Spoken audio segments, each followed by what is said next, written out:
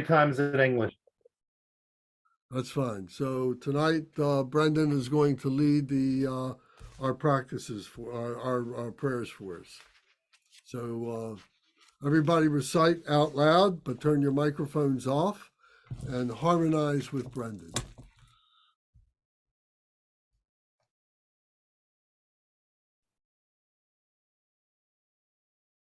All mother sentient beings, especially those enemies who hate me, obstructors who harm me, and those who create obstacles on my path to liberation and omniscience. May they experience happiness, be separated from suffering, and swiftly I will establish them in the state of unsurpassed, perfect, complete, and precious Buddhahood. All mother sentient beings, especially those enemies who hate me, obstructors who harm me, and those who create obstacles on my path to liberation and omniscience. May they experience happiness, be separated from suffering, and swiftly I will establish them in the state of unsurpassed, perfect, complete, and precious Buddhahood. All mother sentient beings, especially those enemies who hate me, obstructors who harm me, and those who create obstacles on my path to liberation and omniscience. May they experience happiness, be separated from suffering, and swiftly I will establish them in the state of unsurpassed, perfect, complete, and precious Buddhahood. The action bodhicitta prayer. Thus, until I achieve enlightenment, I perform virtuous deeds with body, speech, and mind. Until death, I perform virtuous deeds with body, speech, and mind. From now until this time tomorrow, I perform virtuous deeds with body, speech, and mind. Thus, until I achieve enlightenment, I perform virtuous deeds with body, speech, and mind. Until death, I perform virtuous deeds with body, speech, and mind. From now until this time tomorrow, I perform virtuous deeds with body, speech, and mind. Thus, until I achieve enlightenment, I perform virtuous deeds with body, speech, and mind. Until death, I perform virtuous deeds with body, speech, and mind. From now until this time tomorrow, I perform virtuous deeds with body, speech, and mind. The long refuge prayer. We take refuge in the kind root and lineage lamas. We take refuge in the deities of the mandalas of the yidams. We take refuge in all the exalted Buddhas. We take refuge in the perfect Dharma. We take refuge in the excellent order of the Sanghas. We take refuge in all the noble Dakas, Dakinis, and Dharma guardians, possessors of the eye of wisdom. We take refuge in the kind root and lineage lamas. We take refuge in the deities of the mandalas of the yidams. We take refuge in all the exalted Buddhas. We take refuge in the perfect Dharma. We take refuge in the excellent order of the Sanghas. We take refuge in all the noble Dakas, Dakinis, and Dharma guardians, possessors of the eye of wisdom. We take refuge in the kind root and lineage lamas. We take refuge in the deities of the mandalas of the yidams. We take refuge in all the exalted Buddhas. We take refuge in the perfect Dharma. We take refuge in the excellent order of the Sanghas. We take refuge in all the noble Dakas, Dakinis, and Dharma guardians, possessors of the eye of wisdom.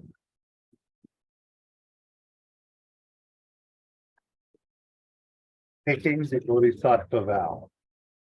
Until I attain the heart of enlightenment, I take refuge in all the Buddhas. I take refuge in the Dharma, and likewise in the assembly of the Bodhisattvas. As the previous Buddhas embraced the enlightened mind and progressed on the Bodhisattva's path, I too, for the benefit of all sentient beings, give birth to bodhicitta and apply myself to accomplish the stages of the path. Until I attain the heart of enlightenment, I take refuge in all the Buddhas. I take refuge in the Dharma, and likewise in the assembly of the Bodhisattvas. As the previous Buddhas embraced the enlightened mind and progressed on the Bodhisattva's path, I too, for the benefit of all sentient beings, give birth to bodhicitta and apply myself to accomplish the stages of the path. Until I attain the heart of enlightenment, I take refuge in all the Buddhas. I take refuge in the Dharma, and likewise in the assembly of the Bodhisattvas. As the previous Buddhas embraced the enlightened mind and progressed on the Bodhisattva's path, I too, for the benefit of all sentient beings, give birth to bodhicitta and apply myself to accomplish the stages of the path. The short refuge prayer. In the Buddha, the Dharma, and the Sangha most excellent, I take refuge until enlightenment is reached. By the merit of generosity and other good deeds, may I attain Buddhahood for the sake of all sentient beings. In the Buddha, the Dharma, and the Sangha most excellent, I take refuge until enlightenment is reached. By the merit of generosity and other good deeds, may I attain Buddhahood for the sake of all sentient beings. In the Buddha, the Dharma, and the Sangha most excellent, I take refuge until enlightenment is reached. By the merit of generosity and other good deeds, may I attain Buddhahood for the sake of all sentient beings. The four immeasurables. May all mother sentient beings, boundless as the sky, have happiness and the causes of happiness. May they be liberated from suffering and the causes of suffering. May they never be separated from the happiness that is free from sorrow. May they rest in equanimity, free from attachment and aversion. May all mother sentient beings, boundless as the sky, have happiness and the causes of happiness. May they be liberated from suffering and the causes of suffering. May they never be separated from the happiness that is free from sorrow. May they rest in equanimity, free from attachment and aversion. May all mother sentient beings, boundless as the sky, have happiness and the causes of happiness. May they be liberated from suffering and the causes of suffering. May they never be separated from the happiness that is free from sorrow. May they rest in equanimity, free from attachment and aversion.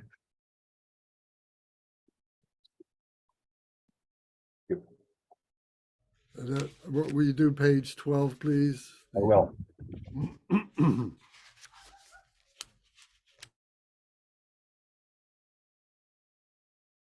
Sagaramati, requested sutra. Likewise, be extinguished. Extinguish all enemies to my purpose. Whatever evil forces are in me, be defeated. Do this so that when I am victorious, all pure radiance melts into me completely purified. Take all this knowledge, food, and drink peacefully. Enjoy it, and be satisfied so that all obstacles may be destroyed. Be liberated from all obstacles, all general obstacles. Maras are defeated by this gesture of the Buddha. By reciting this mantra, may all the Maras be purified. As a result, may all the Maras be defeated. Very good. Thank you very much. Okay. So what we are talking about is the 37 practices of the Bodhisattva. So we got through, I think, the first 9. We stopped on 10, is my notes. And I'm going to screen share this. And I sent the text, the PDF, on the WhatsApp last week. So if you had a chance to print it or save it to your computer or digital device, it's strongly recommended. If you can print it at some point, would be great. If you want me to mail it to you, I can print it and mail it to you. I'll be happy to do that. Just let me know. But it's good to have a printed copy and you can take notes on it, etc. So that's always a good thing. So these 37 practices of the Bodhisattva were composed by Ngulchu Thogme Zangpo in the 13th, 14th century. And they have stood the test of time. Let me see, I'm just setting up my screen here so I can see everything. Just one second. There we go.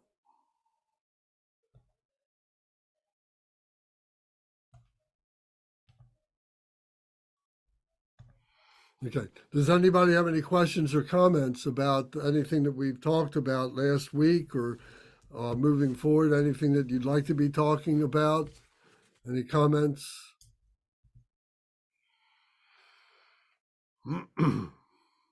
Okay. So then we'll continue on where I think we left off on was number 10.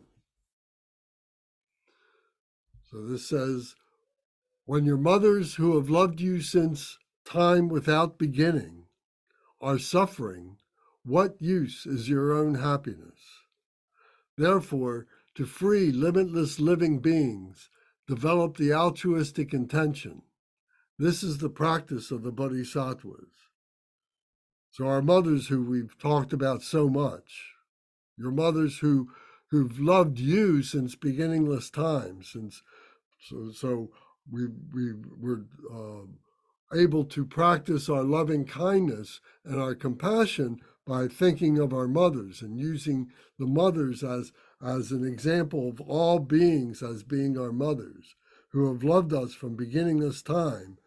When they are suffering, when our mothers are suffering, how can we be happy? If we know that they're suffering emotionally, they're suffering physically, they're suffering financially, however they may be suffering, it would certainly be something that would tug at our hearts and would want us to help them to relieve them of their suffering. So what use is our own happiness if our mothers are suffering? So therefore, to free limitless living beings, develop the altruistic meditation.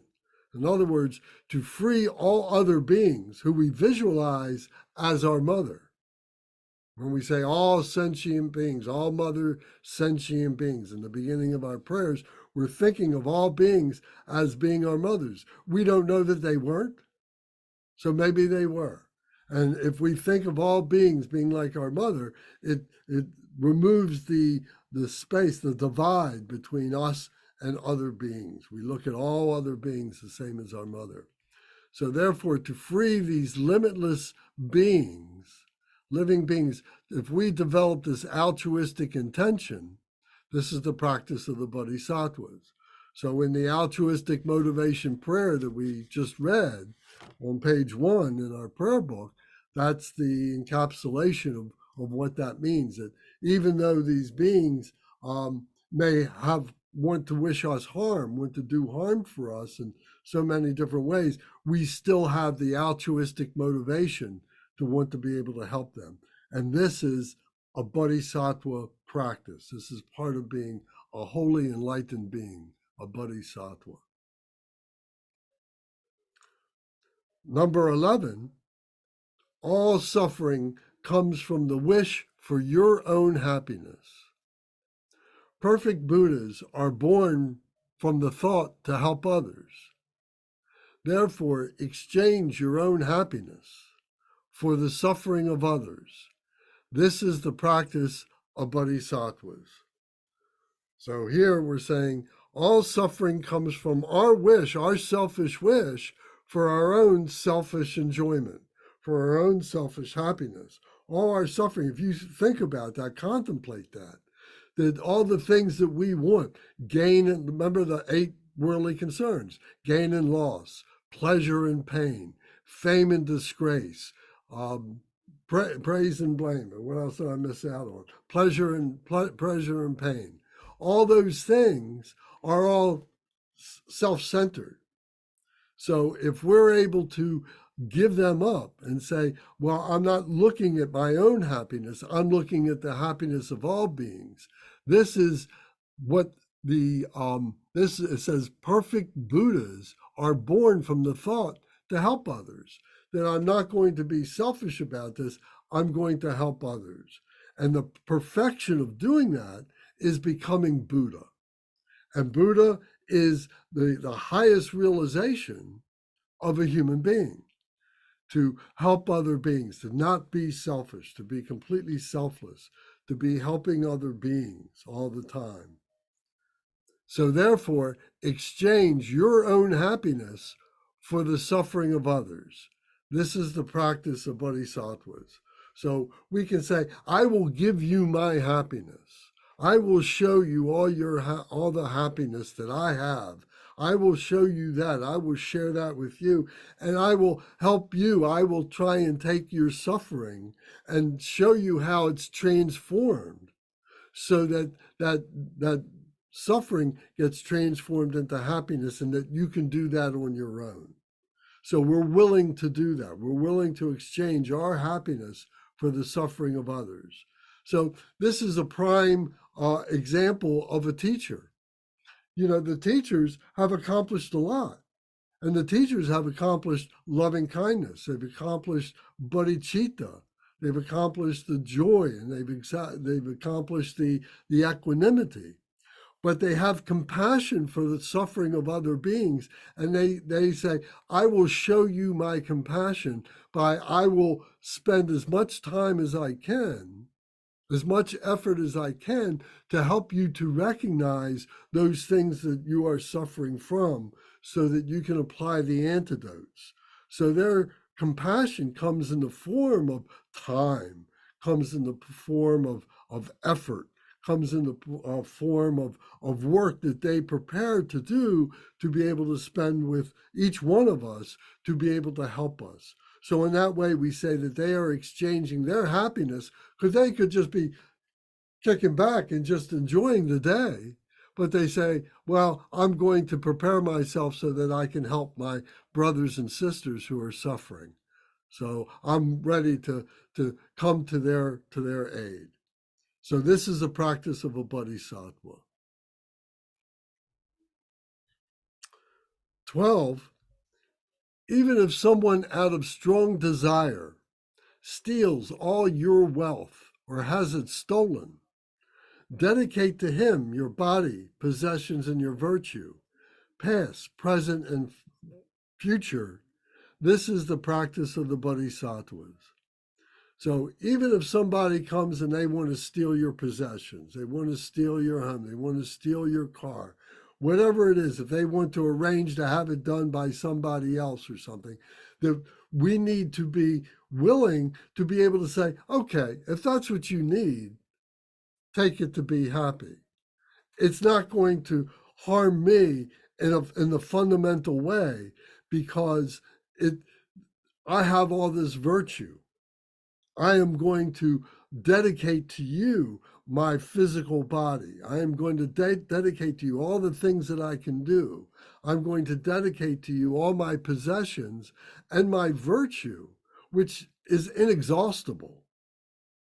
And from the past, present, and future, from the three times.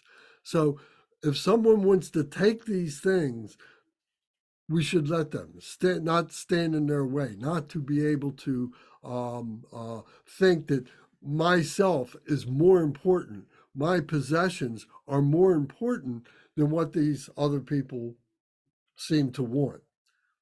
Now, of course, there's a practicality to this. We just don't want to go giving things away and so on like that willy-nilly. We've worked hard for things, and we let's assume that we deserve these things. But maybe there's a way that we can share these things that we have brought together for ourselves, that we can share them with other beings and help them to recognize how it is that they can accumulate these things for themselves. But if it means sharing them and giving them, temporarily or even forever, if we're going to give it to them, then that's more important. So I hope you understand that it shouldn't be so rigid that we're willing to give everything away. In the sense of being a monastic, in the sense of being a holy being, especially in the old country, they would do that.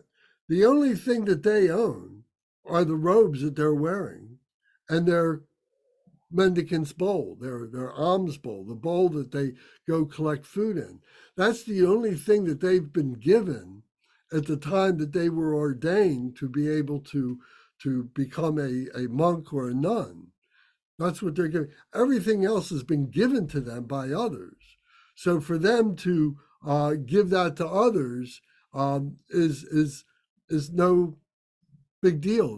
They are developed in their own sense of who they are, that they don't need those things. They have no attachment to those things. They have no aversion if they have to give those things away, if they want to give those things away. So we need to contemplate that. We need to think about that and think about how much we are holding on to things and how much more we can share with other beings, particularly if it's going to lead to their enlightenment. Some people we can give things to all day long, every day, and it's not going to change them one bit. They're going to be selfish. They're going to take this themselves. They may hoard it for themselves. They're not going to share it with other beings and so on. And we have to recognize that too and say, the most important thing that I can give somebody is this knowledge, is this Dharma teaching, because this is what can help them to transform themselves.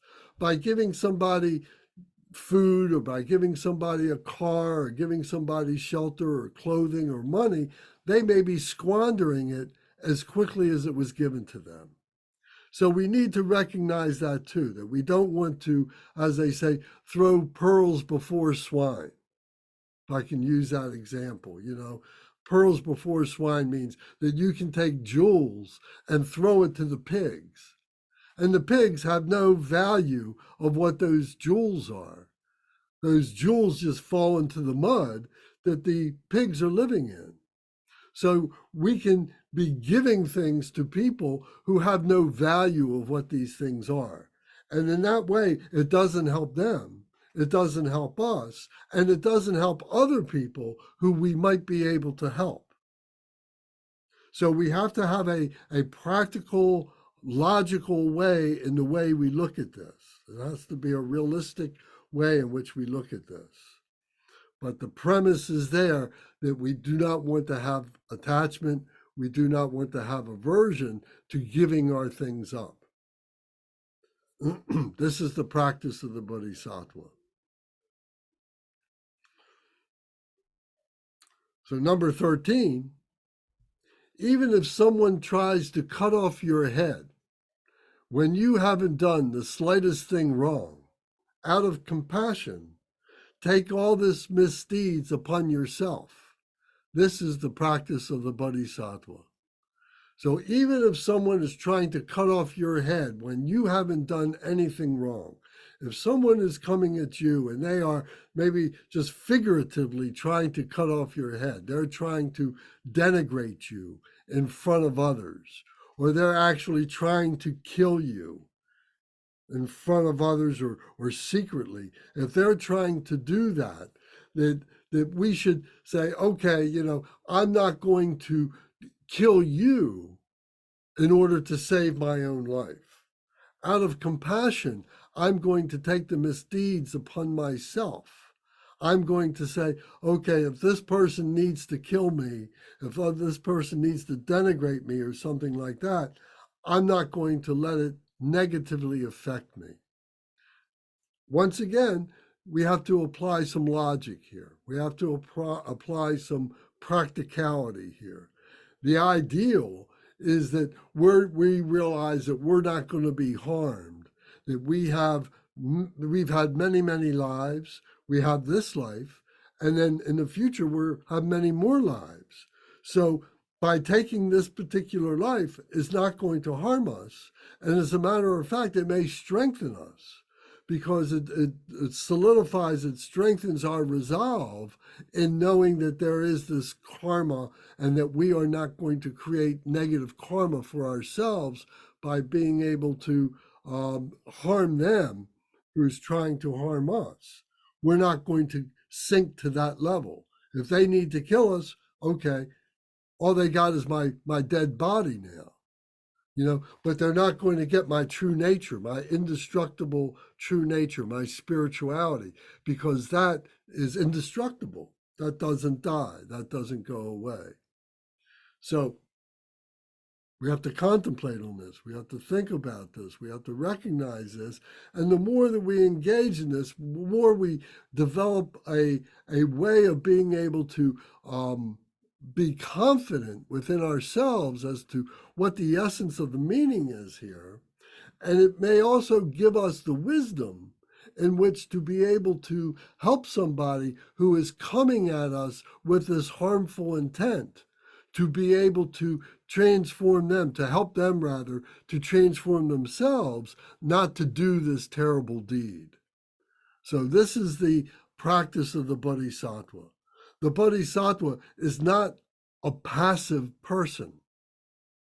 It is a wise person, a person who knows how to use the Dharma to be able to transform our dualistic nature into the absolute reality, the absolute truth of peace. So so that's what we're learning how to do, to become a bodhisattva, to help us to do that so that we can help other beings. We're not being passive, we're actually being active. Our meditation is not just a passive thing. We just don't sit and just think that we're going to stop thinking. It doesn't work that way. We are going to go through the process that we've been talking about of doing these practices, reciting these prayers in order to develop one-pointed mindfulness, which all takes this exertion, all takes this effort to do this, so that we can have those moments of clarity. And those moments of clarity will be undisturbed by any thoughts that come through us. The thoughts may still come. We can't stop the brain from thinking. We might like to think we can, but we don't. The brain keeps on generating thought after thought after thought. But we can stop our attachment to those thoughts. We can stop our aversion to those thoughts, our being repulsed by those thoughts. So in this way, we say that our meditation practice is very active. It's not passive. It is active. It is active to be able to help all beings. The motivation is to help all beings to attain enlightenment. And this is the prime cause for the Bodhisattva, to help other beings. Does this make some sense? Anybody have any questions or comments about any of this? Yes, Kate. So it occurs to me with these last couple that they're very hard to realize if you have certain family attachments, like a parent of young children. If you let somebody hurt you seriously or kill you or put you in the hospital, they're not going to have anybody to take care of them. Or if you let them take all your stuff, the children will have nothing to eat tonight. So yeah, I can see how have the karmic ties that we have in this life would seem to have a priority. Yes, well, there's some you got to apply some logic. You got to apply some practicality to it. You have to apply some wisdom to it. And as I was just trying to say, maybe we develop the way to be able to talk to that person who has those misdeeds in mind, to be able to enlighten them that not to do these deeds. Okay. You know, but so so I understand your point, and it's a point well taken. You know, what would we do to defend our mothers? We talk about our mothers all the time. Mm-hmm. You know, what would we do to defend our children and our home and so on like that? But recognize also that whatever you do in defense of your home or your mother or your children or whatever is a karma. And if you're taking a life is one of the heinous crimes. And you have to take responsibility for that. There are mitigating circumstances, but you have to still take responsibility for that. And if there's a way to talk that person down or to run away or something like that, then maybe those are the things that we should consider. Those are the things that we should do. Mm-hmm. Does that make sense? I mean, so karma doesn't work like the law, where in the eyes of the laws of this world, if you kill someone in self-defense, that can be totally excused, but karmically, it's still a problematic thing. yes, that's exactly right. Okay. Thank you. Yes, thank you. I mean, does that contradict, you know, what you're thinking of morality as?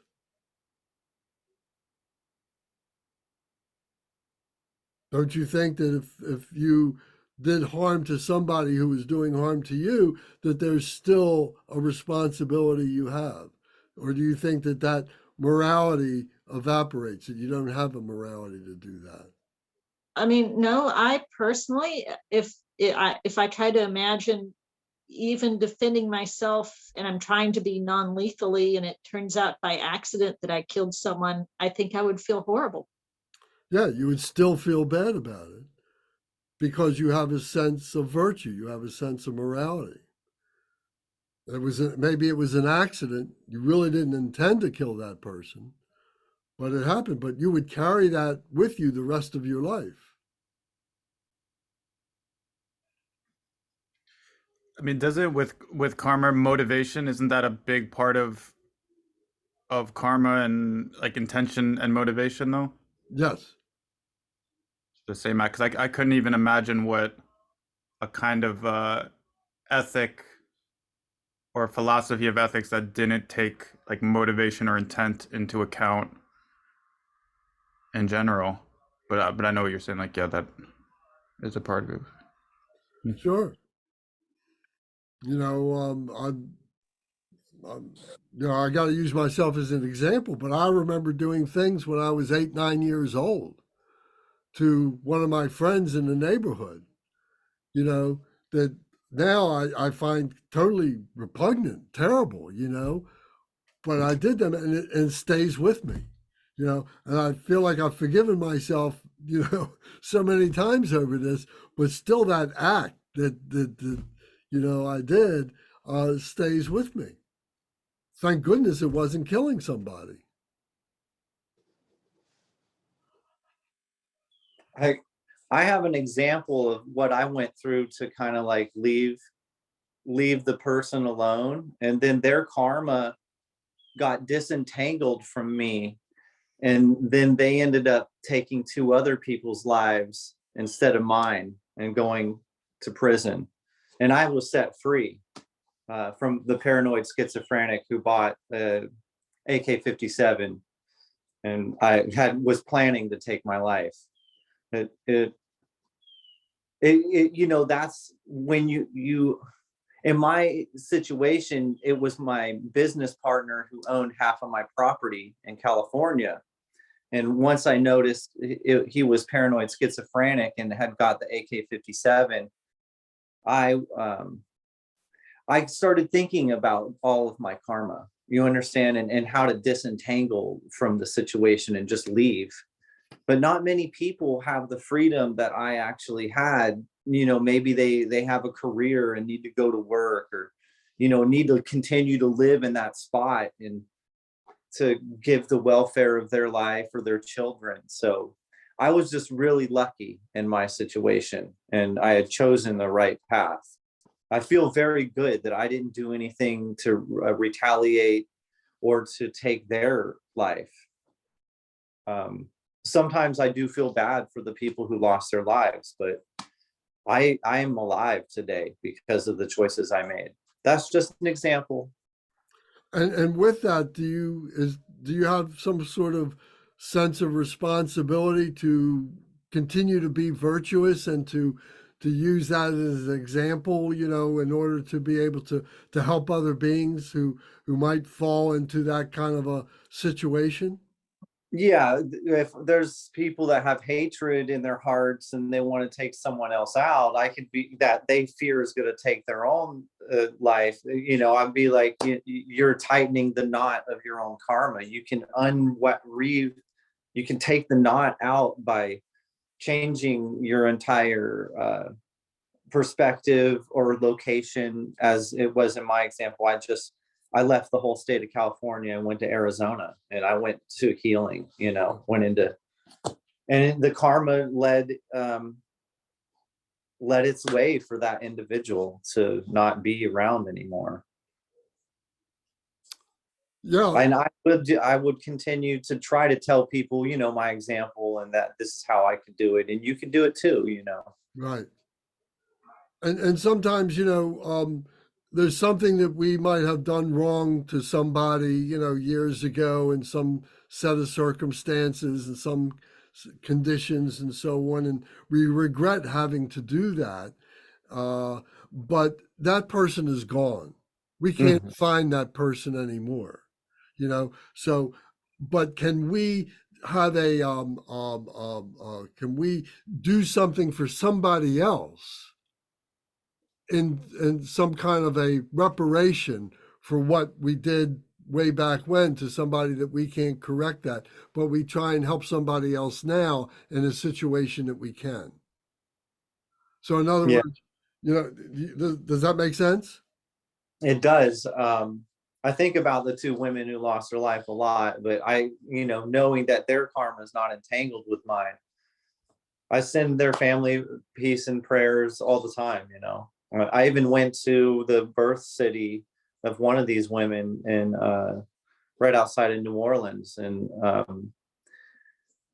planted some of I make organite, and organite helps transmute negative energies from the ground and all that. So I have my own little meditative sanctuarious releasing of that. Okay, very good.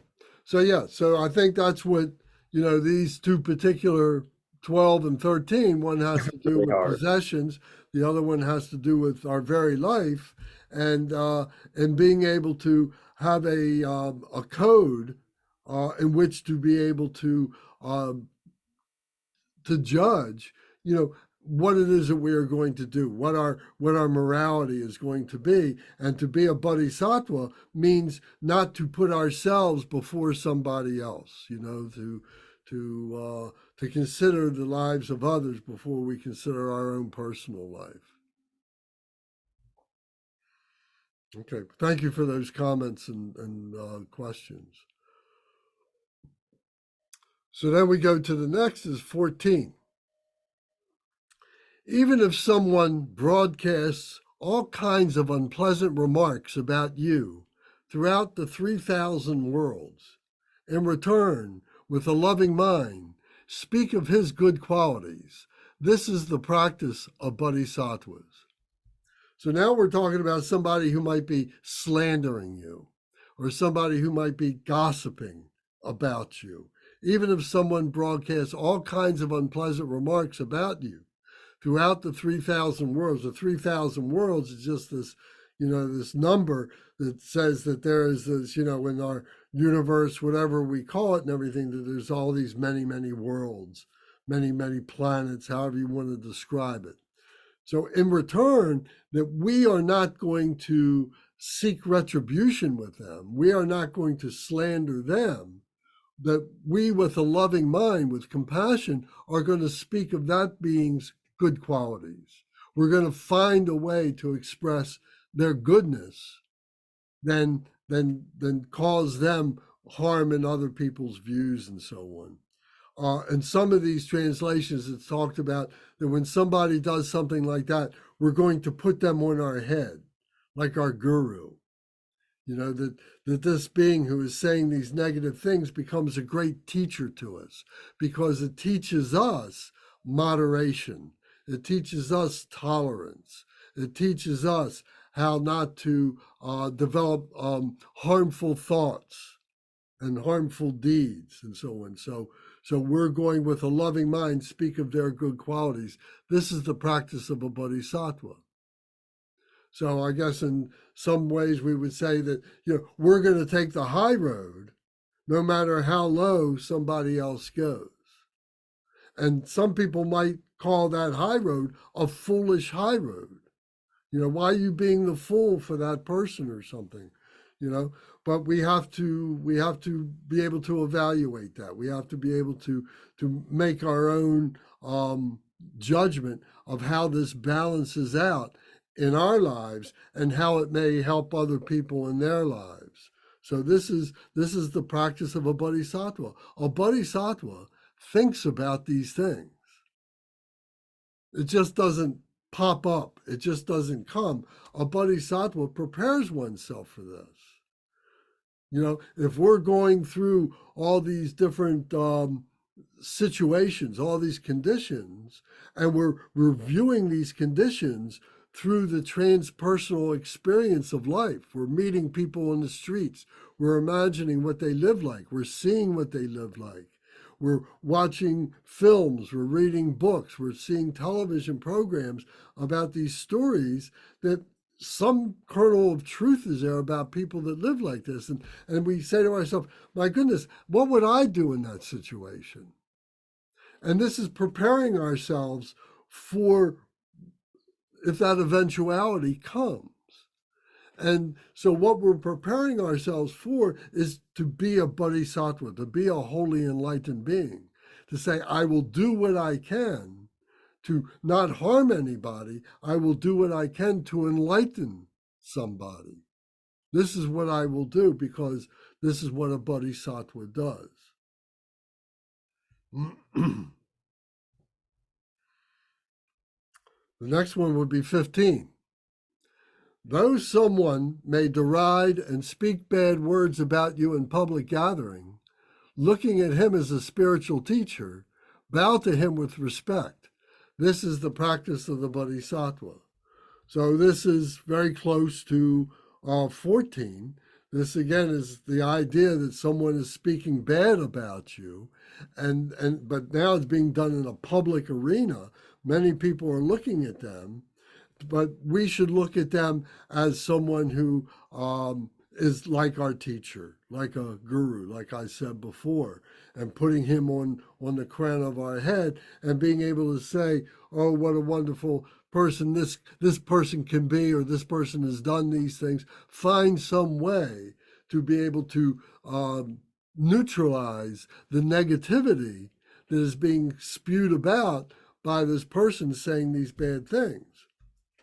It's also possible, in both of these, 14 and 15, it's also possible that this person is correct in being able to see your negativity. In other words, you may have done these things, but their error is going out and telling other people about it and gossiping other people about it. That's their error. But you may have to recognize that, oh, yes, this is the truth. I really did do those things, you know, and I have respect for this person who is telling you about this. And it's forcing me more to be able to really consider the negativity that I have done and to correct myself and to thank that person. You know, our greatest teachers are our greatest difficulties. It's very easy to go through life thinking that we've always done the right thing. But when we know that we have done a difficult thing, or that we have difficulty in our lives because of the obstacles that we've created for ourselves, the negativities, etc., those things are those teachable moments that give us cause to change our way of looking at things and the way in which we behave and so on. If we didn't have those events taking place, we would just go along life thinking that, oh, I can get away with all this negative stuff. I can do these things. So when someone does call attention to it, we should thank them. Oh, thank you for reminding me about this. Thank you for pointing this out to me. Yes, I can do terrible things. I have said terrible things. And not hold it against that person that they've done this. It may not be very pleasant for you, and it may not be pleasant for them in the long run, because they shouldn't go around telling people about bad things about people like that. But that's on their side. So, but we have to recognize that what's happening on our side here. And then we could say to them, oh, I'm glad that you said these things. I'm sorry that you said it in front of all these people, because now you have to carry some of that weight yourself for having done that. And maybe, you know, together we can show a way where we can make amends for that, where we can make up for that both together. I have my negativity that I have to make up for. You have yours to make up for. And maybe together we can we can we can help each other and help other beings to recognize the mistakes that are both being made.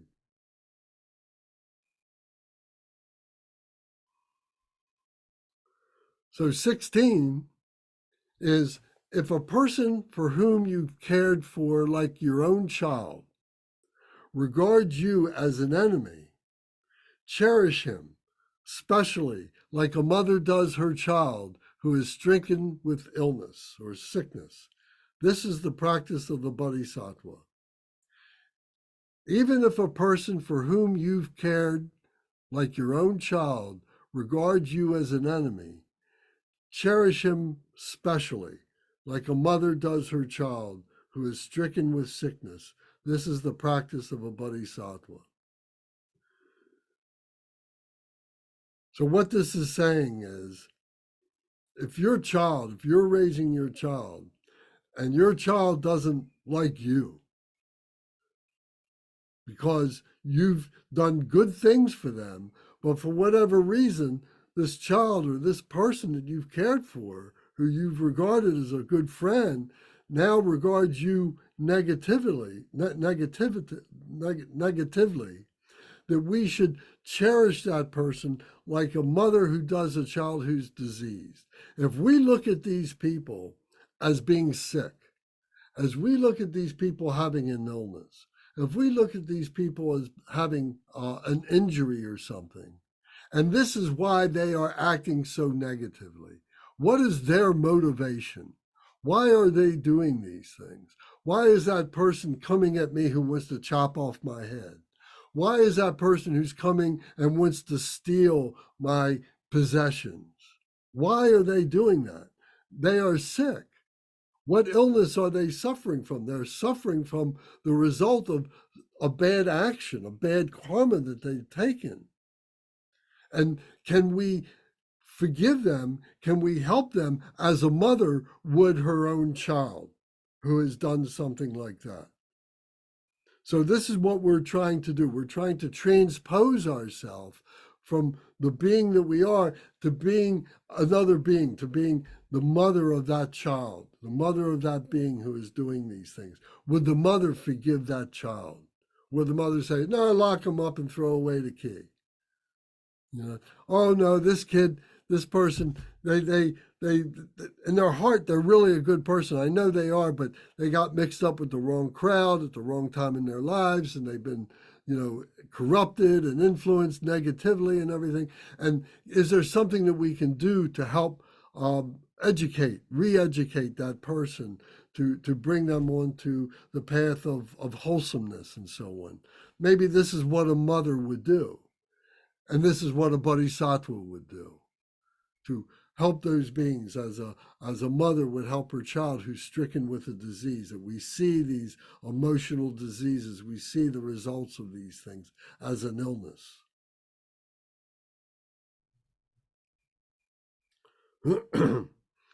Number 17, if an equal or inferior person disparages you out of pride, place him as you would your spiritual teacher, with respect on the crown of your head. This is the practice of a bodhisattva. So again, this is the example that we were using, I think it was 14 and 15, where we were talking about where someone is slandering you, saying bad things about you, that you would put them on the crown of your head, that you would show them more respect than they've shown you, that we're not going to take the low road that they have done. Maybe they haven't realized what it is that they've done. Maybe it says an equal or inferior person disparages you. Maybe they didn't have the intellectual capability of recognizing the subtlety of what it was they were doing, the way they were slandering you or something. And maybe they were doing it, as it says here, disparage you out of pride, out of their pride. That they were being prideful, that they recommended that. Some people like to point out other people's faults all the time. They take a lot of pride in that. Oh, Lance does this, Lance does that. And they're not shy about saying that in public places in front of people and so on. But we have to, because it makes them feel, really important, that they recognize that and they have the power to bring that to other people's attention. So it's out of their pride that they're doing that. So again, we need to place them on the crown of our head as if they are our teacher. This is a practice of the Bodhisattva, to not allow ourselves to sink to the depths of what these people who do disparaging things, say bad things, tell lies, and so on, or tell the truth that maybe shouldn't have been told in a particular way or something like that.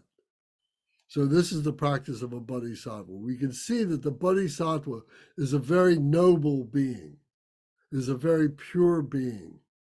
And that when all these things we're acting in the field, this field of activity of impurity.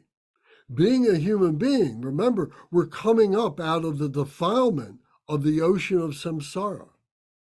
We're in the base of that water, of that pond. And we've talked about the seed of the lotus flower that germinates in that muck, in that mire, and it grows, it begins to grow, and it breaks the surface of the water, and here comes this beautiful lotus flower. Well, the lotus flower is an example of the Bodhisattva. It came from the muck and mire. It came from the defilements. We all do. It's part of our human condition. The Bodhisattva is a human being who is on the path to purify themselves. So we have to recognize that too. We have to recognize and take responsibility for that purity and the impurity from which we come.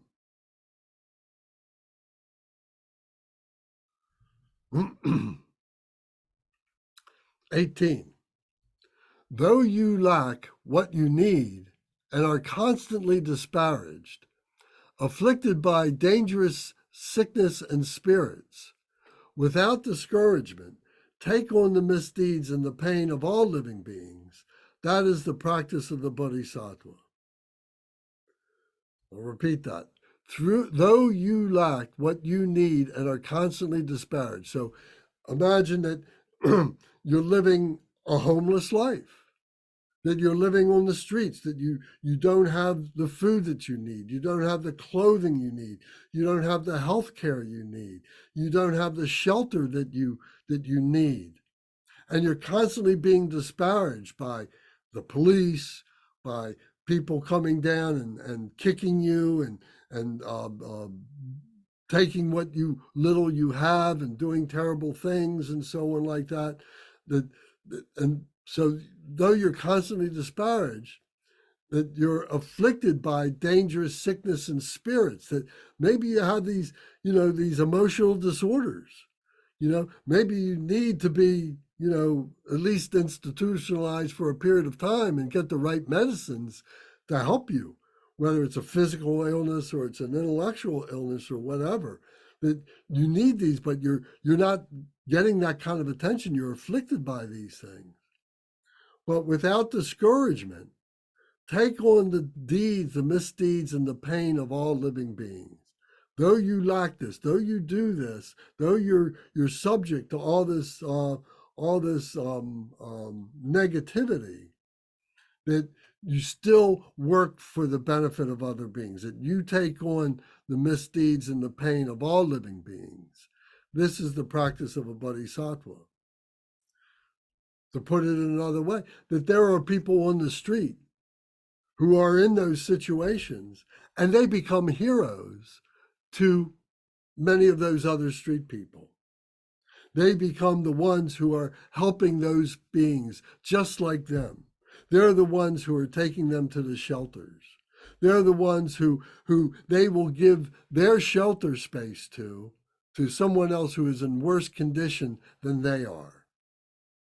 And that person then is behaving like a Bodhisattva. They may not have a home, they may not have clothes, they may not have the food and so on like that, but they're behaving like a Bodhisattva. So we have to recognize that bodhisattvas come in many different forms. Bodhisattvas don't have to be wearing jewels. Bodhisattvas don't have to be driving, very big important cars and living in important homes and having respect and so on like that. They can be very low life people who are doing very high life things for other people, have great compassion and great loving kindness for the sake of other beings who are suffering more than they are.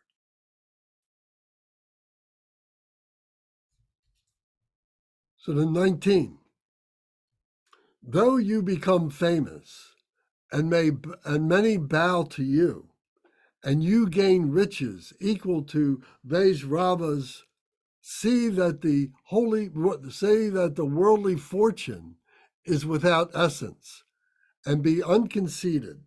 This is the practice of the bodhisattvas. Say it again. Though you become famous and many bow to you, so many people know you, many people have respect for you. Maybe you're a political leader, maybe you're a doctor or a lawyer, maybe you have a lot of money, maybe you have great skill in being a teacher, many different things. You become famous and many people bow to you, and you gain riches equal to Vajrava. Vajrava is the god of wealth. They talk about the god of wealth, who sits at one point of Mount Meru, and has all these riches and everything, and is able to bring all these things together and use all these things for the benefit of all beings and so on. So though you have all the riches, though you have all the benefit of Vajrava, this god of wealth, to see that worldly fortune is without essence. For us to recognize that all that fortune that Vajrava has is all emptiness, is all temporary, is all just stuff of this world, of this phenomenal world. It has no pure essence of itself. It's all composite stuff that's made up of many other things. This worldly fortune is without essence, and be unconceited. That though we may have all this, that we need to recognize that it is empty of its own nature, and there's nothing to be conceited about. There's nothing to be prideful about, and to maybe use these things for the benefit of others, to share the wealth that we have with other beings, to be generous. So this is the practice of the Bodhisattva. So here's the case of a being who is like a god, has all the wealth one can imagine, but yet is using it to help other beings. Maybe it's medical things, maybe it's building hospitals, maybe it's building schools, maybe it's going to other parts of the world where people are in need of greater support and helping them and so on. To do those things is Bodhisattva's work. And not just taking these things and sitting and counting their money in their treasury room and just looking at their piles of treasure that they have accumulated over their many years and lifetimes and so on. That they're sharing it, that they're doing it for the benefit of others. This is the practice of a bodhisattva.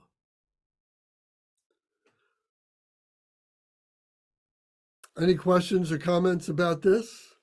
About material wealth, the lack of material wealth, the presence of material wealth, helping other people, although, whatever it is that you have, sharing with other people. Is this inspirational to you in some way? Does this, spark something in your heart mind? It says, oh yeah, I've tried to do this, or maybe I do this, or maybe I need to do this more, or something like that.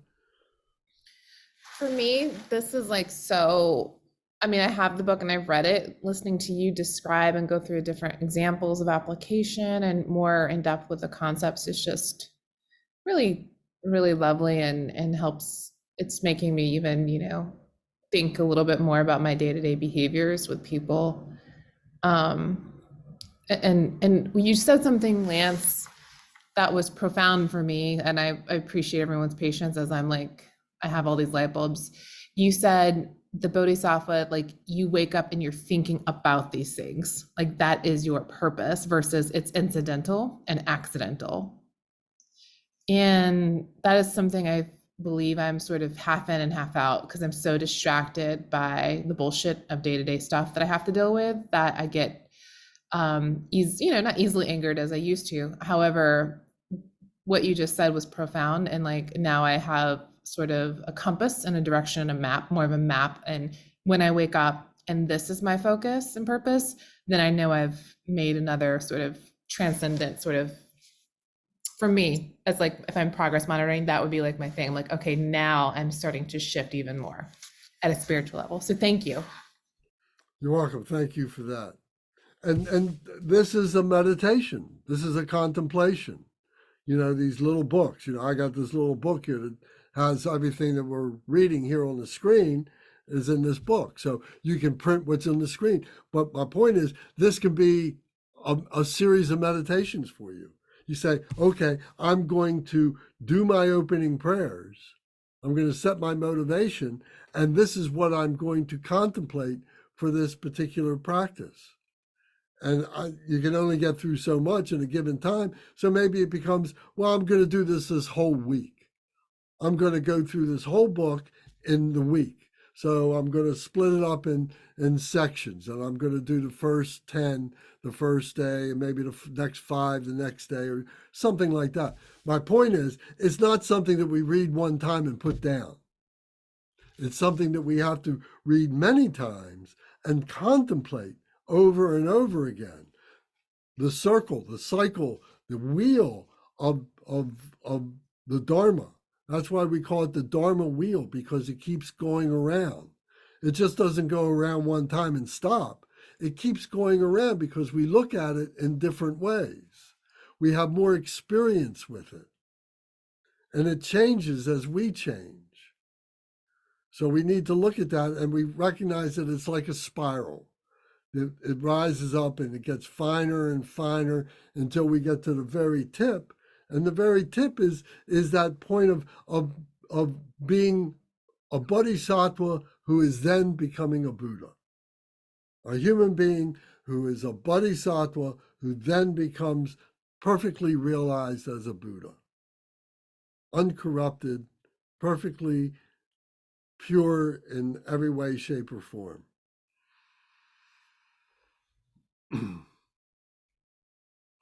Okay. So then we continue. Does anybody want to take a break? Do you need to stand up and have a drink or take a stretch or something like that? Okay. Well, then we'll continue. Number 20. While the enemy of your own anger is not subdued, though you conquer external forces, external foes, they will only increase. Therefore, with the militia of love and compassion, subdue your own mind. This is the practice of the Bodhisattva. Read it again.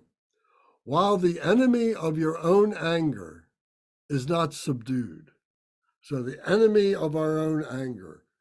Who is the enemy of our anger? Who are we foisting our anger?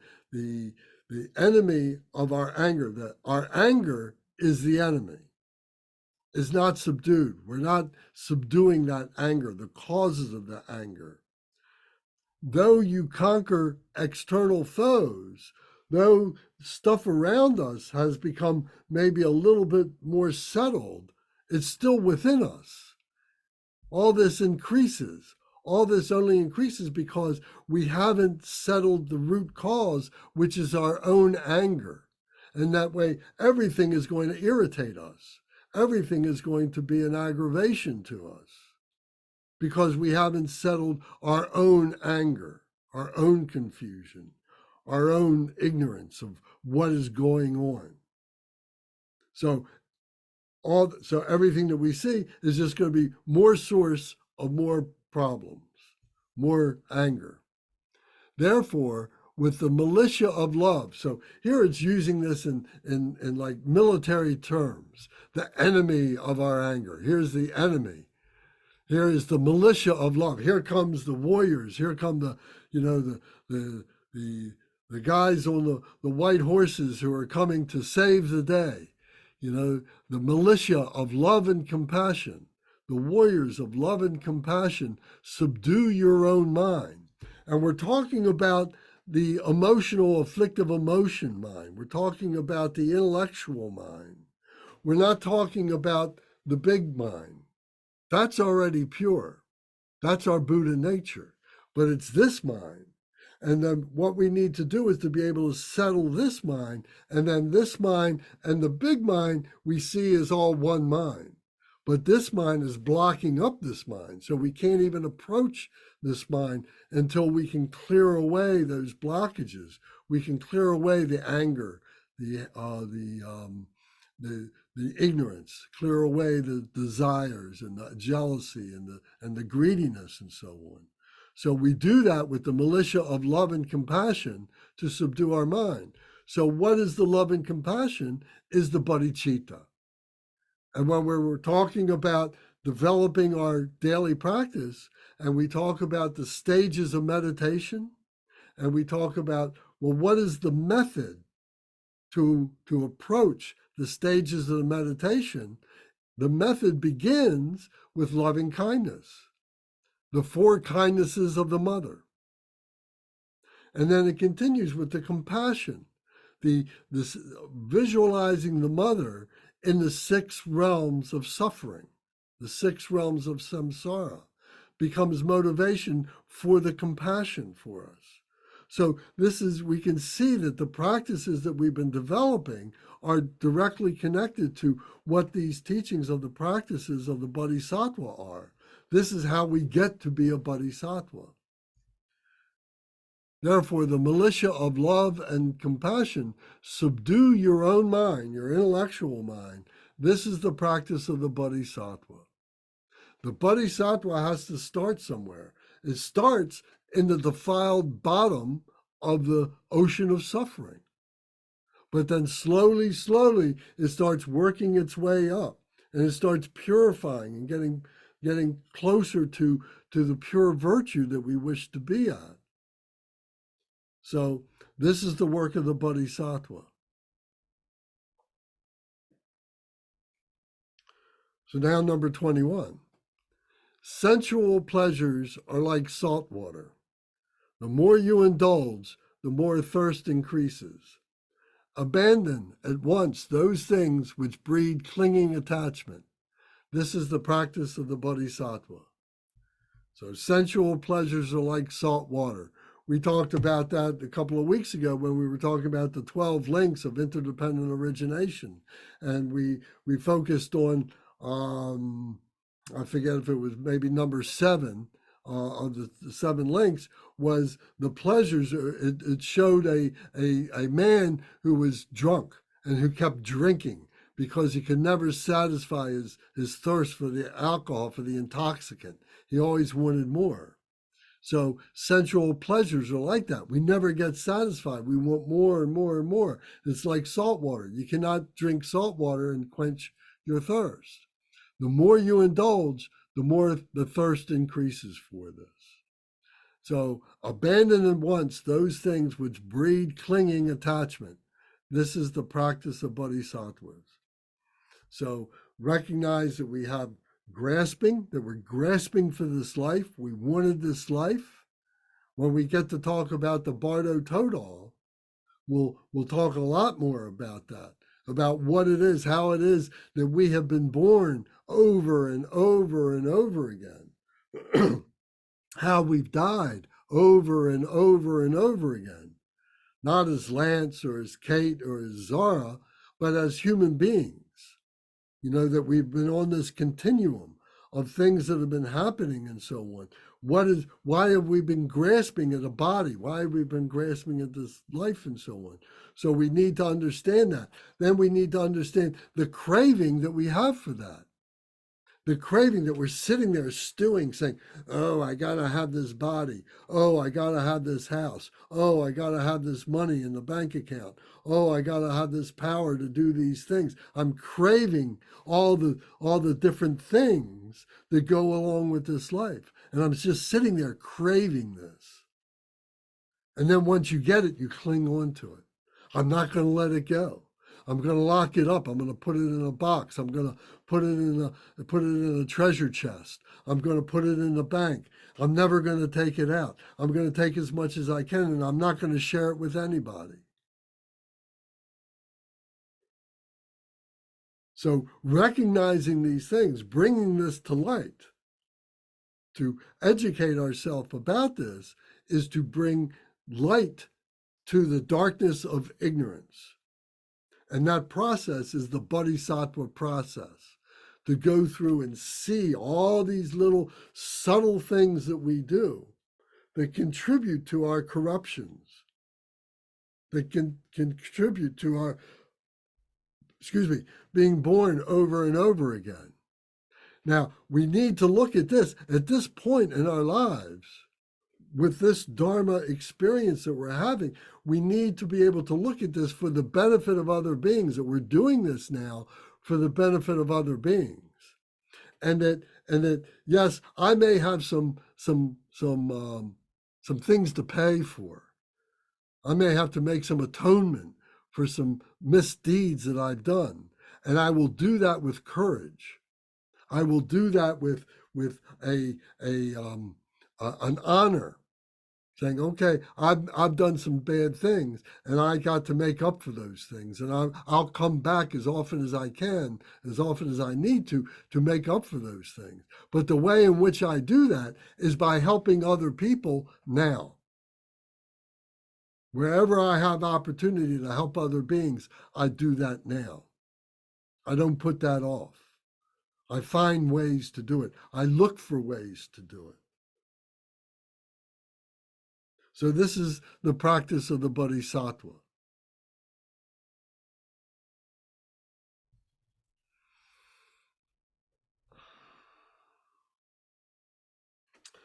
"22. Whatever appears is your own mind. Your mind from the start was free from fabricated extremes. Understanding this, do not take to mind inherent signs of subject and object. This is the practice of the Bodhisattvas."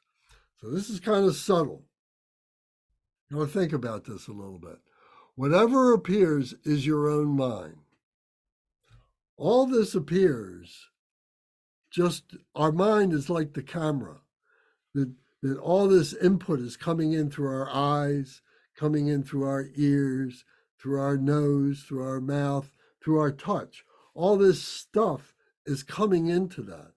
And it's our mind, our little mind, our brain that is processing all this. If we didn't have the mind, it would be like an empty camera with no film in it, or no memory stick, or something like that. It would see the objects, but it wouldn't know how to process them. It doesn't mean anything to it. But we have the ability to be doing that. And so everything that we see then, we're processing, we're putting all these ideas together. So this whole phenomenal nature is an appearance to our mind. This whole relative nature, this relative truth, is appearance to our mind. And our mind is another concept in which to be able to understand that. The camera, the example of a camera, is a concept to help us to understand that in a very simple way. But the mind is like that camera. And the mind is just another figment of our imagination that we use to be able to communicate to ourselves and to each other about this phenomenal nature, this phenomenal mind. All this is the appearance of the mind. We have conventions where we agree on things. Oh, this is the color blue, this is the color red, this is a tree, This is grass, this is a house, this is a car, all these different things. We agree on the names of all these things and what they look like and so on, what they sound like, what they taste like, what they feel like, etc. We agree on those things, but they're all temporary.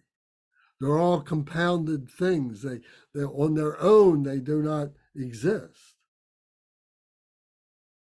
So whatever appears is our own mind. Your mind from the start was free from fabricated extremes. Your mind from the start was free from fabricated extremes. So where's the start? Do we look at the start of being a human being? Of being an infant that is just born? Is that human being, is that infant free from fabricated extremes?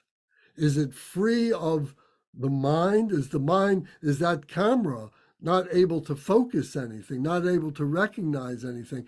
It hasn't been developed yet. Is that mind, that brain in that situation like that? There's an analogy there. To use the infant as an analogy, it's a very practical analogy because that's what we go through. But there's another more profound, more subtle way of looking at this, because we talk about the two truths. We talk about the relative truth, which is this phenomenal nature and all of its myriad forms and compositions and so on.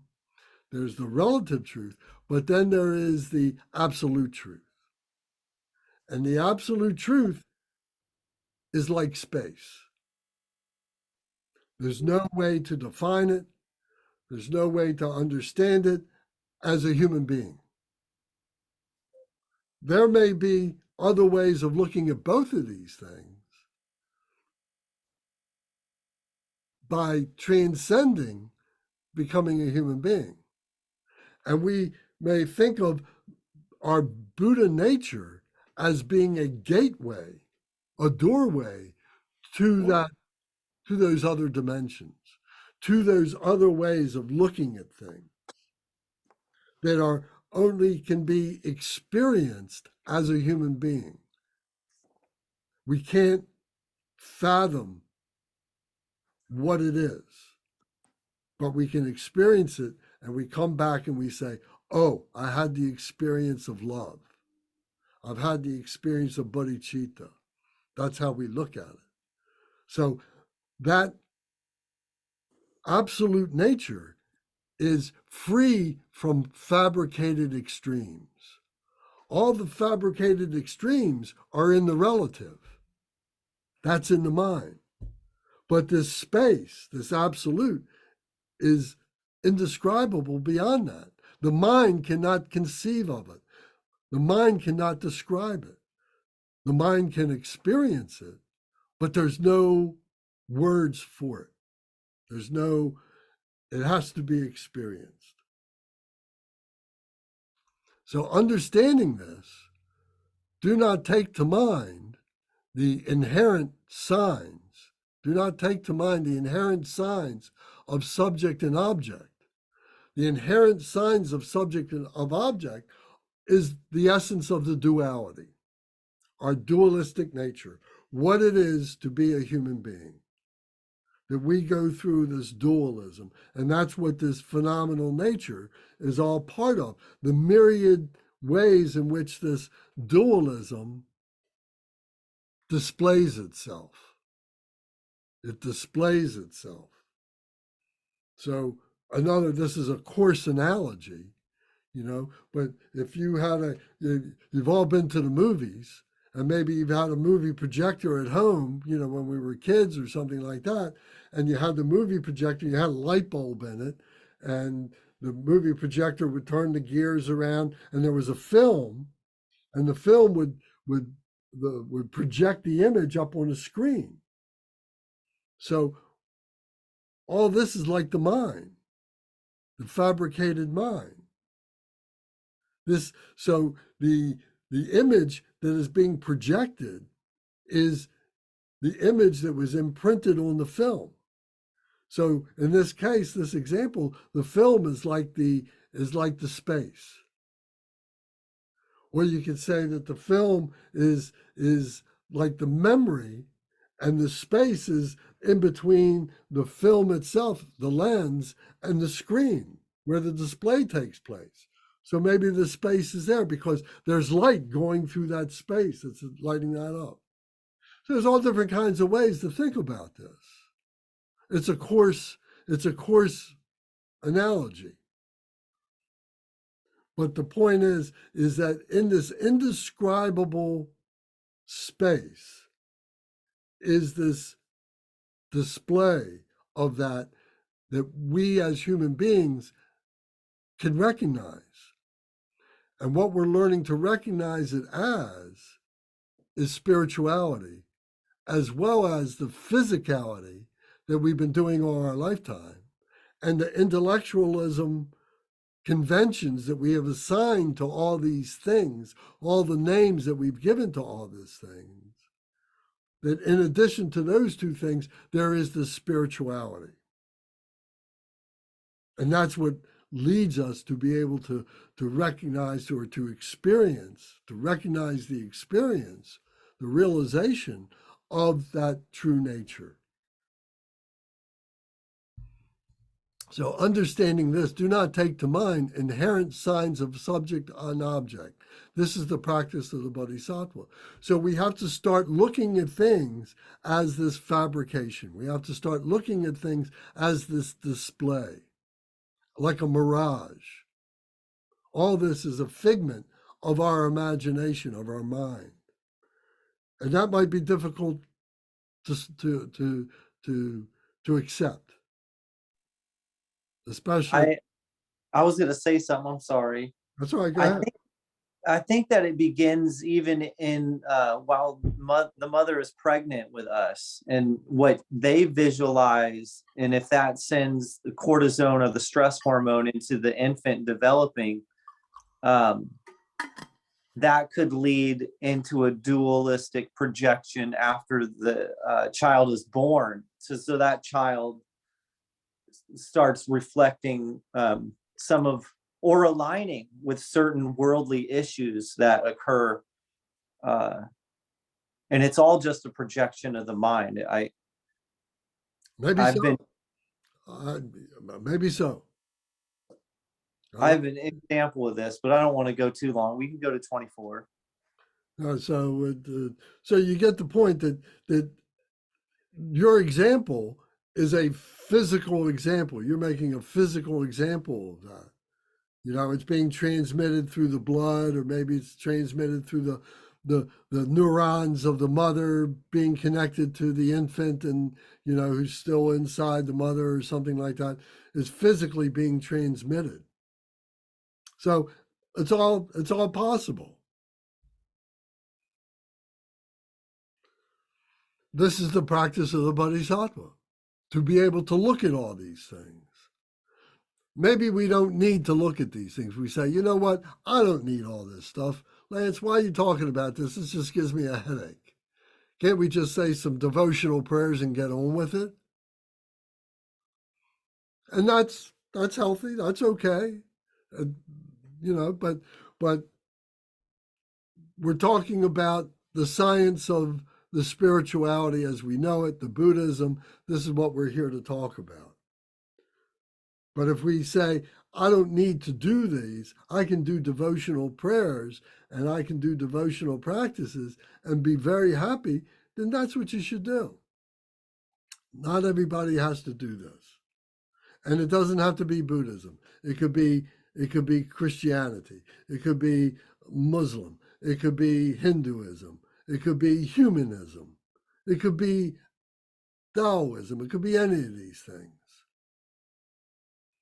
It's just a system by which we are analyzing how it is that human beings work with a spiritual component. Some scientists might say, oh, well, you know, that spirituality doesn't exist because I can't measure it, I can't weigh it, and so on. That's just wishful thinking. Okay, maybe so.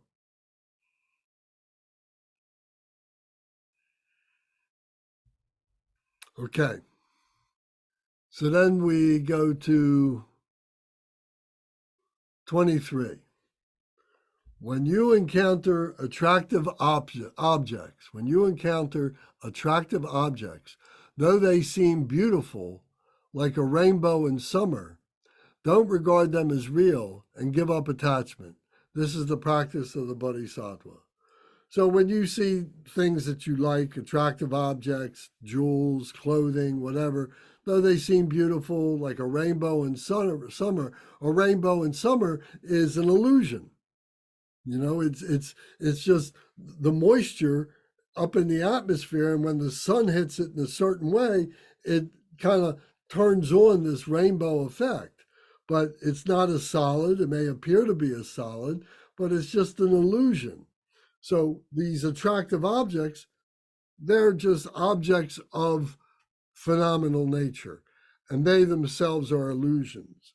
They're made up of different materials that all get subjected down to or get reduced down to atoms and subatomic particles and the energy that binds them together and pulls them apart and so on. So it all gets down to that all this is all empty of its own true nature. So we don't regard them as being real, as being temporary, as being empty of their own nature. And therefore, we give up all attachment to these things. Why attach ourselves to something that is temporary? This is the practice of the Bodhisattva.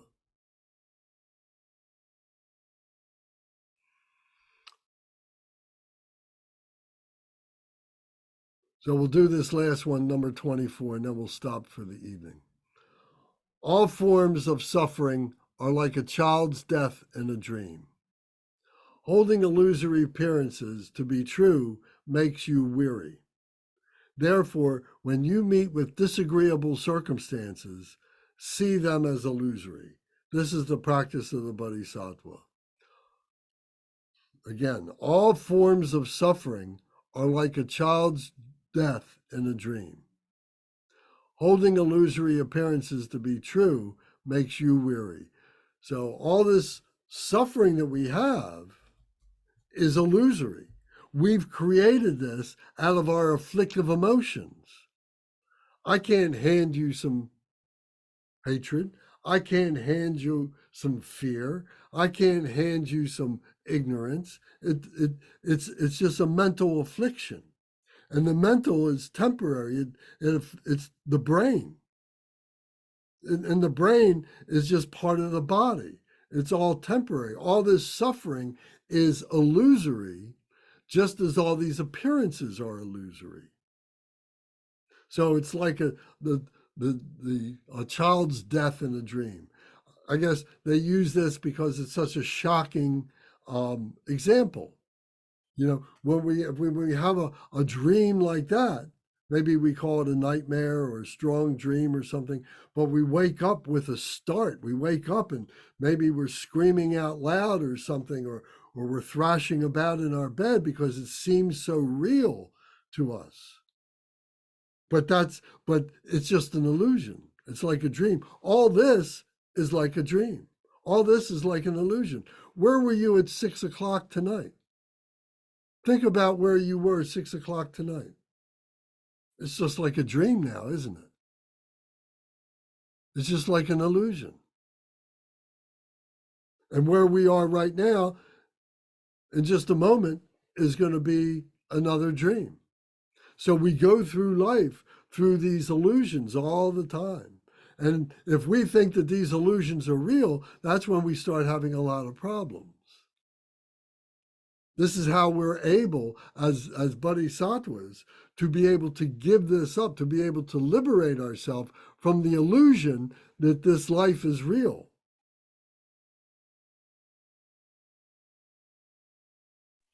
This makes me think of Einstein and his theory of relativity, and how many other scientists disagree with it. But our current civilization allows Einstein's theory to be what holds us all together. Like it must be taught, but there's other scientists who disproved him. And it's all an illusion. Yeah, it's all some point of view. So, so this just makes you weary, this, and the liberation comes from when we exhaust all these possibilities and saying, oh, I can't deal with this anymore. I just want to relax. Therefore, when you meet with disagreeable circumstances, see them as illusory. This is the practice of the Bodhisattva. Disagreeable circumstances. But you can also say that when we meet with happy circumstances, things that we like, that can turn on a dime to become disagreeable circumstances. I got my brand new car. I'm driving my brand new car down the road and I'm feeling so wonderful. I'm so happy. Boy, it's great. And I put the top down on the convertible and everything, and I'm cruising along and having a good time. And somebody comes through a stop sign and T-bones my car. And now that happiness just turns into a very disagreeable circumstance. So even though we have this brand new car and we're driving and we're all happy and prideful about it, we have to remember it's only temporary too. So we have to train ourselves to recognize the illusory nature of phenomenal existence. And when we do, we find that is what is natural. That all these fabrications that we make, all these conventions that we create are what's confusing us. They become the defilements that fall from the ocean of suffering, fall to the bottom, and all this decay starts happening because all these things are just falling there. It just becomes mud and disease and the food for more confusion. So by allowing ourselves to liberate, allowing ourselves to relax, or allowing ourselves to be in samadhi. Samadhi is that state of meditation where there's no expectations, there's no fear, there's no confusion, there's no emotions. It's the Bodhisattva mind.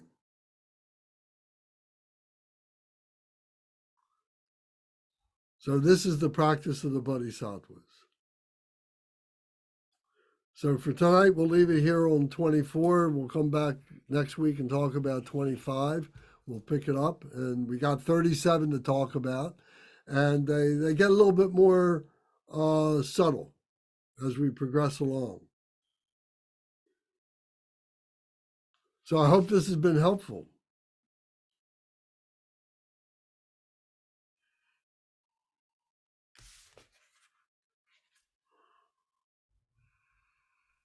Yes, it has. I've been through them before, like Zara, but it's been a while, and it's good to revisit them and dig into them in a little more depth with examples.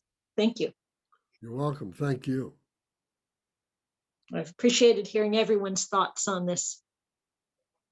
Yeah. Okay. Anybody else have any comments you want to talk about? I appreciate it.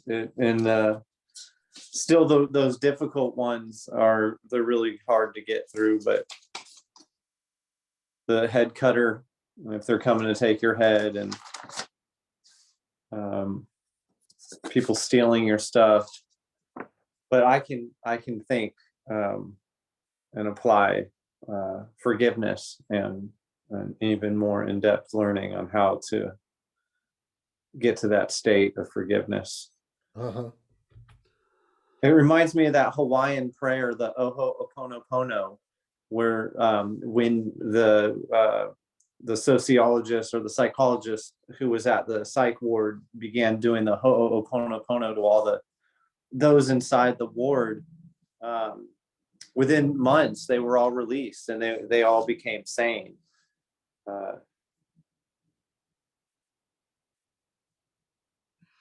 I don't That's know very- anything about that, but it sounds very interesting. Oh. Gavin, I know about this one. I listened to it on YouTube. It's very peaceful. Yeah. Yeah. And the whole practice, it came from a psychologist who was counseling people in Hawaii at the mental ward. And the experience is enlightening, just like these, that I could do ho'oponopono to people who would cause me mental harm and try to, see them release that entanglement upon me and then be freed. Okay. I'll share a little something and I'll try to keep it short. Yeah, sorry, my Zoom crashed earlier, but yeah, thanks for ending with the illusions, Lance, too. That was a great ending. So I've actually hit and killed a pedestrian. It's been a few years, but I didn't do anything wrong. My karma's good with that, but it just feels horrible. So I don't wish that upon anybody. And now my mom just got her 4th DUI, and I keep telling her, like, I didn't do anything wrong. Like, how are you gonna feel if you're doing it intentionally? But yeah, and I've been supporting her for years, and as hard as it is, like, I'm walking away. I'm not enabling this anymore. And yeah, I took refuge with His Eminence Garchen Rinpoche, and I read the little yellow book every day. And I really appreciate you saying that, Lance, that, like, you got to use your logic too. Because yeah, today's world is different than when this was written. But yeah, I just have to finally listen to my heart and walk away. Like you said, some selfish people just take and take and take.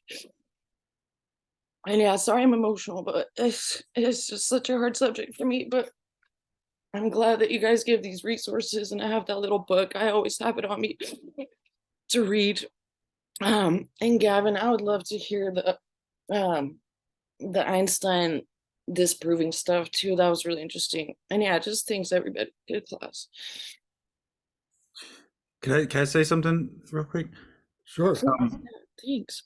I appreciate you sharing that, and Gavin, what you had shared earlier as well, about your experience, and I think, and I'm not like giving like advice or something of what you should do or not, of course, but I think with these things too, I think we can take it like in a very naive way of like what it means to be like a bodhisattva or to be helping someone, and it's like with something like this, 'cause I work a lot with with people with addictions, and I've had certain addictions and stuff myself in my life, but like something like, well, it seems like a bodhisattva thing to be like giving somebody money then, or like doing these other things where it's like, is this but you could be doing things that are actually harming someone. I'm not saying you're doing things that are harming someone, but just making the point of like guilt of like, oh well, if I'm pulling away from someone or I'm doing something with it, and that means like I'm doing something wrong, when sometimes things that on the surface might seem not as like kind, or the person might not like as much in the moment, can be the more compassionate thing to do at times, or the more loving thing to do, or things like that. I don't know how relevant that is to what you're saying. Very relevant. Yeah, thanks. I think that's what I'm finally starting to get. Yeah, I think it would be the most compassionate thing to let her figure it out. Thanks a lot. Thank you for sharing that. And that's why we're all together. I mean, this is what Sangha is about. We're brothers and sisters, and we're here to support each other, to guide each other in many different ways and so on. And so this is a healthy way in which to do this. And sometimes, we talk a lot about these things, and sometimes it's just giving everybody space to be able to think about these things and let these things, I could just read these things without any personal notes about them and anything, and it would just go through very fast. But when you're just kind of talking about your own personal experiences, it gives people time to be thinking about it on their own. So it's part of the process. So I thank you all for having the patience for that and allowing these things that have been either suppressed or you want to suppress them or allow them to come up. You know, we talk about karma coming to fruition. If we keep Yes, I was just suppressing, going to ask you about that. That you said that Emanuela Lance, couldn't this be the ending of something from her previous that she's done, and this is the sign of something positive to come for her? Like, meaning like for me, when I was scammed, like my cousin knows, and you know, $350,000, I was defrauded in a cryptocurrency scam, and it was horrible. Lance knew me at that time, and my faith and spirituality, I realized this is my negative karma from something I've done, and this is an opportunity for growth and positive things to come. Is that a way to reframe or to have a perspective of growth, like in some of the things people have just shared tonight? sure, I think so. Yeah. Yeah. I mean, you know, we're all, you know, living the results of our karma. Thanks for sharing. Yeah, it's actually really beautiful. It's like all my good karma's coming back and helping me a lot now that I didn't even know I had, and yeah, that's been really beautiful too. Yeah, I mean, go is ahead, I'm it, sorry. yes, for me, like, I don't know, this is just because of, I don't know, like, and I apologize, I don't know how the right way to say this. Now that when I see the things that we call bad, like Lance, like they're illusionary to an extent that I feel as bad as a human, I'm like, oh, thank you. Like I'm actually grateful for it. I like for me, I'm like, this is a blessing. Thank you for, you know, this person. Or I'm actually, my mindset is like of complete gratitude. I'm like, this is wonderful for this opportunity. And I'm going to grow from this and become a better spiritual practitioner. That's how I see it. I don't, Lance, is that the shift you would expect as we're going through these like Emmanuel, that's a painful thing. What happened with me was painful, Gavin, and each of us has something that was so painful in our journey. Is that the evolution though? Is that part of the path when your mind starts shifting and naturally you're like, okay, this is a good thing for me. I see this as a positive, and I don't see it as pain. Is that Yeah. something that would happen? Yeah, it's another step along the path of enlightenment, of seeing all these things, but seeing them as illusory. You know, seeing all this thing as something that we've created for ourselves. We're the architect who designed this life that we have, and now we're the engineers who are having to navigate all this. But, you know, we want to be the engineer who is a bodhisattva. We want to be the architect who is a bodhisattva. Ultimately, we become a Buddha. Ultimately, we have Buddha nature within ourselves, and it's the qualities of that, what we call Buddha, the awakened one, who is realizing all of this. So we don't have to die. We don't have to give up this body to recognize, to realize that. You know, we've got this ability right now, and that's this gift that we have of this life. That's the gift of the Sangha to help us to realize that. It's the gift of the Dharma, the teachings, the scriptures, all these books to help us to support that and so on. So yes, all this is all working together. Thank you. Thank you for everyone for sharing as well. Some of these things that appear to be painful, and they are, like they very rightfully are. They feel crappy and shitty, and thank you all for being so vulnerable. I appreciate everyone's. But I would hope that they would be like lifting a bag off your back, you know, a bag of dead weight, you know, that you're putting down, you know, you're letting it come up to fruition. It sees the light of the truth, and now you're able to just let it go. Yeah, exactly, Lance. Thanks for the safe space, everybody. You're welcome.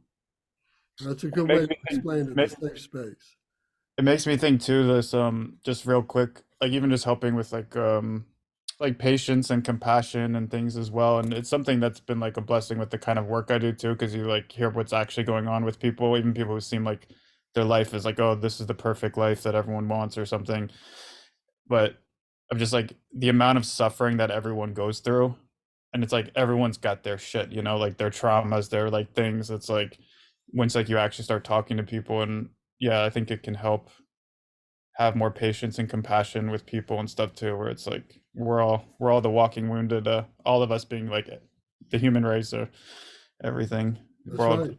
we're all limping our way through trying to figure it out. That's right.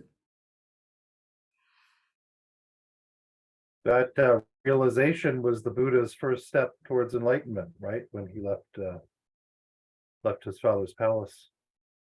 The realization of The realization of samsara, of the suffering of others, that how hard life is. yes, that was his motivation. Yes. That was his motivation, was to understand the suffering of others, you know, and to recognize that, and then that became the Four Noble Truths. Yes. I was thinking a lot during our time today about what Kate had said regarding a few of the what we just studied. And well, you know, if someone's coming to chop your head off, or if they're coming, you know, you've got to protect your family, you've got to protect yourself as a means to protect your family. But on the other side, you know, this is all illusory. So is any of this all really that important? And I was thinking about something that happened to me at work a few weeks ago that was very scary. And if it had been a different CEO, I probably would have been fired. But we have a good CEO, so I wasn't fired. But I won't get into a lot of details. But one of those situations where I don't really have blame, but I have responsibility. And so it was a bad situation and scary. And I'm thinking, wow, you know, on one hand, I should just be like, hey, it doesn't really matter. But on the other hand, to Kate's point, you know, I've got mouths to feed, and I've got children dependent on me, and they need a place to live. And it just, so I'm trying to balance these two out, these two competing ideas. But you know, I have this vision of someday escaping the rat race and just, you know, living in a beach house and meditating every day and reading all these books and just escaping, you know. But there was this fellow, very wealthy CEO who retired, and he said, well, I'm just going to go leave the business world and retire to the beach. And this woman tweeted, who had a Buddhist background, and she said, you know what? If you don't figure out the secret of a calm mind, the beach will swallow you up. It won't be fun, you know, if you don't learn to be calm.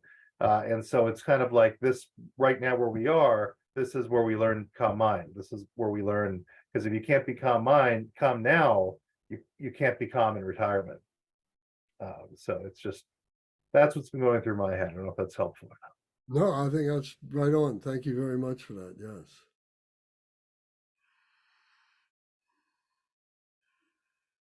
All right. Does anybody else have a comment you'd like to make before we do our dedication prayers?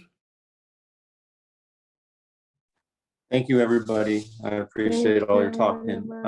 To Emmanuel, I just want to say there's a physicist, Thomas Townsend Brown, if you want to look up him to explain a little bit more about extra relativity.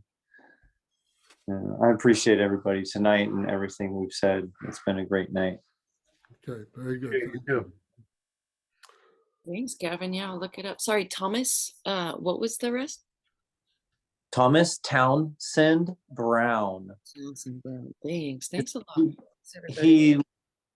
He was sponsored by the government to test like time travel, and what he discovered has really been written into obscurity, so really people can't know. It's almost as if he doesn't even exist, but there's a lot that was discovered. Thanks. Yeah, I believe it. Okay. Very good. Thank you. Brendan is Umze this evening. So Brendan, would you recite the dedication prayers, lead us in the dedication prayers? Everybody should recite out loud as well, with your microphones muted. And if you'll begin on page 18 and continue through to page 22, please.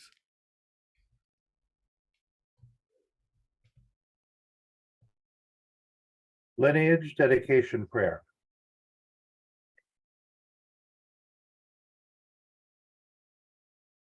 Dorje Chang, Talopa, Naropa, Marpa, Milarepa, Dharma Lord Gampopa, Thogme Drupa, and Lord Dringupa, please bestow upon us the most auspicious blessing of all the Kagu Lamas. By this virtue may I achieve the all-knowing state, and may all who travel on the waves of birth, old age, sickness, and death cross the ocean of samsara by defeating all enemies, confusion, the cause of suffering. Bodhicitta, the excellent and precious mind, where it is unborn may it arise, where it is born may it not decline, but ever increase higher and higher. I pray that the Lama may have good health. I pray that the Lama may have long life. I pray that your Dharma activities spread far and wide. I pray that I may not be separated from you. As Manjushri the warrior realized the ultimate state, and as did Samathabhatra, I will follow in their path and fully dedicate all the merit for all sentient beings. By the blessing of the Buddha who attained the three kayas, by the blessing of the truth of the unchanging Dharma as such, by the blessing of the indivisible Sangha order, may the merit I share bear fruit.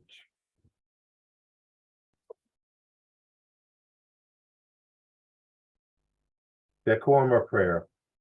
By the virtues collected in the three times, by myself and all beings in samsara and nirvana, and by the innate root of virtue, may I and all sentient beings quickly attain unsurpassed, perfect, complete, and precious enlightenment. May the teachings of the great Drinkupa, Ratnashari, who is omniscient Lord of the Dharma, master of interdependence, continue and increase through study, practice, contemplation, and meditation until the end of samsara. Dedication prayer by Lord Jigten Sungwan. Glorious, holy, venerable, precious, kind root and lineage lamas, divine assembly of Yidams and assemblies of Buddhas, Bodhisattvas, Yogins, Yoginis, and Dakinis dwelling in the 10 directions, please hear my prayer. May the virtues collected in the three times by myself and all sentient beings in samsara and nirvana, and the innate root of virtue, not result in the 8 worldly concerns, the 4 causes of samsara, or rebirth as a Shravaka or Pratya Buddha.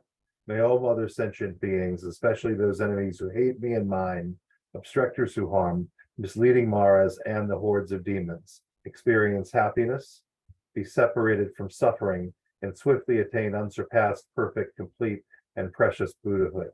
By the power of this vast root of virtue, may I benefit all beings through my body, speech, and mind. May the afflictions of desire, hatred, ignorance, arrogance, and jealousy not arise in my mind. May attachment to fame, reputation, wealth, honor, and concern for this life not arise for even a moment. May my mind stream be moistened by loving kindness, compassion, and bodhicitta, and through that may I become a spiritual master with good qualities equal to the infinity of space. May I gain the supreme attainment of Mahamudra in this very life. May the torment of suffering not arise even at the time of my death. May I not die with negative thoughts.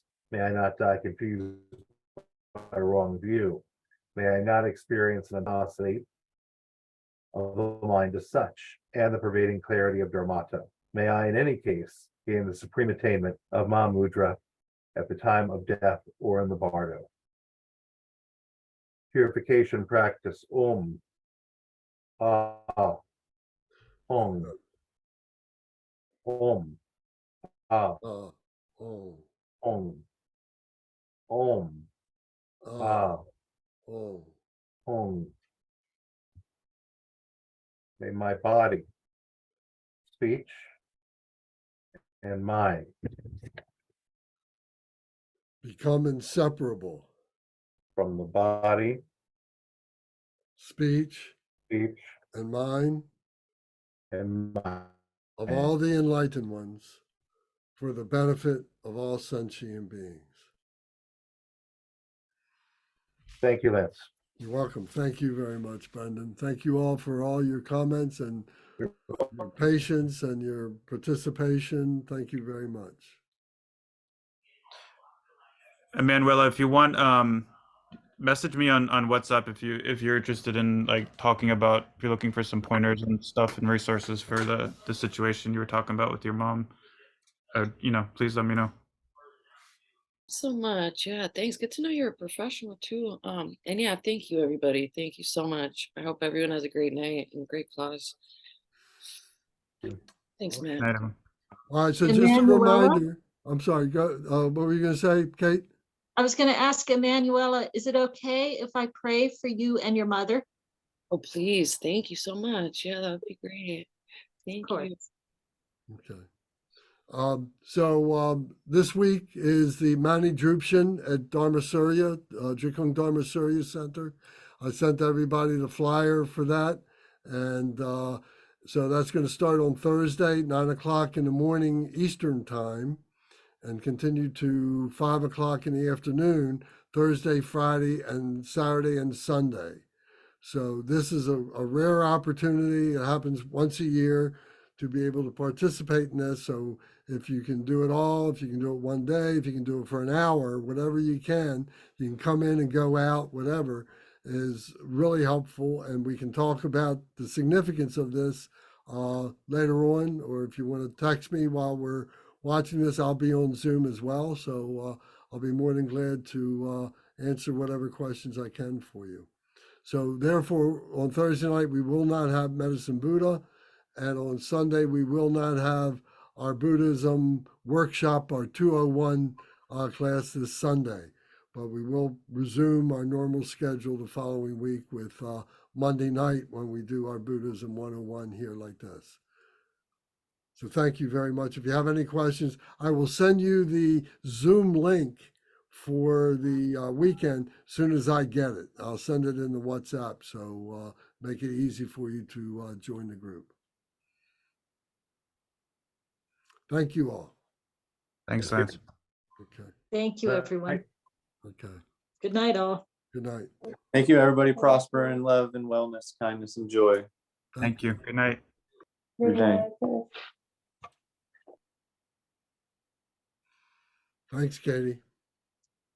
I'll look for that document tonight.